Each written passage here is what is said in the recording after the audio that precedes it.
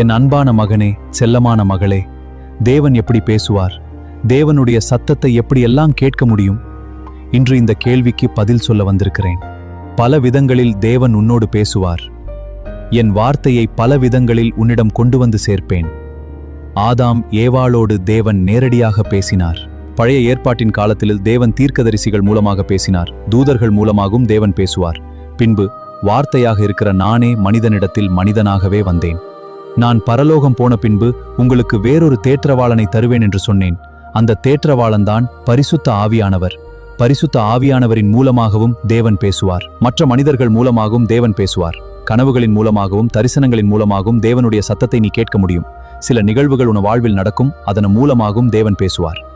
நீ அன்றாடம் தேவனுடைய வார்த்தையை தியானித்தால் அதன வழியாக நான் பேசுவேன். ஆராதிக்கும் போதும் பாடல்கள் கேட்கும் போதும் நீ வேலை செய்யும் போதும் கூட தேவன் பேசுவார். இவ்வளவு ஏன், ஒரு கழுதையின் மூலமாக கூட தேவன் பேசுவார். என்ன ஆண்டவரே சொல்கிறீர்கள், கழுதையின் மூலமாக தேவன் பேசுவாரா என்று நீ கேட்கலாம். ஒரு நிகழ்வை உன்னிடம் சொல்கிறேன். இஸ்ரவேல் ஜனங்கள் எகிப்தை விட்டு புறப்பட்டு மோவாப் தேசத்தின் பக்கத்தில் வந்து முகாமிட்டிருந்தார்கள். மோவாபின் ராஜாவான பாலாக் இஸ்ரவேல் ஜனங்களை பார்த்து மிகவும் பயந்தான். இஸ்ரவேல் ஜனங்கள் பெரிய எண்ணிக்கையில் வந்ததால் பயந்து அவர்களை சபிக்கும்படி பிலேயாமை அழைத்தான். பிலேயாம் தேவனிடம் விசாரித்த போது, இஸ்ரவேல் ஜனங்கள் ஆசீர்வதிக்கப்பட்டவர்கள் என்பதால் அவர்களை சபிக்க கூடாது என்று தேவன் சொன்னார். ஆனால் பாலாக் மீண்டும் பெரிய மனிதர்களை அனுப்பி பிலேயாமை அழைத்தான்.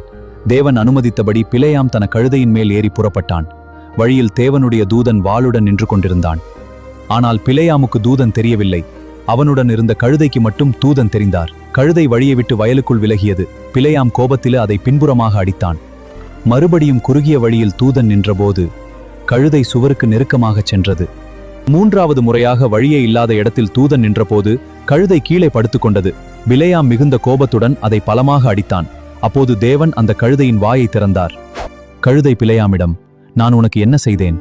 ஏன் என்னை 3 முறை அடிக்கிறாய் என்று பேசியது. பின்னர் தேவன் பிலேயாமின் கண்களை திறந்தபோது வாளுடன் நின்ற தூதனை அவன் பார்த்தான். தூதன், கழுதை உன் உயிரை காப்பாற்றிக் கொண்டிருந்தது, இல்லையென்றால் நீ கொல்லப்பட்டிருப்பாய் என்று சொன்னான்.